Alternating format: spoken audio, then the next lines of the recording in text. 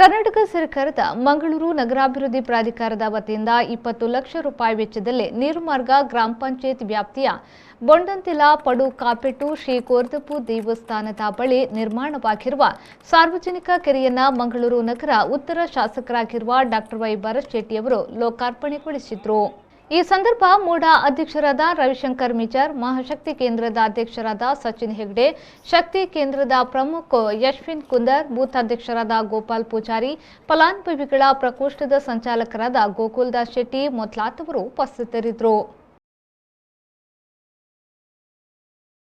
Every action has a multiple reactions in an industry. Safety is what comes first, and that is what we provide. Induscare Equipments, manufacturers and suppliers of industrial safety equipments. We provide safety equipments like gloves, masks, safety helmets, earplugs, safety belts, safety shoes, gum boots, safety goggles, industrial and medical coveralls, fire protection and arc flash suits, road safety equipments, and all industrial fire and safety accessories. Your safety is our priority. Induscare Equipments, KVSS Bank Building, Koolur, Mangaluru. Call 0824 2458 754.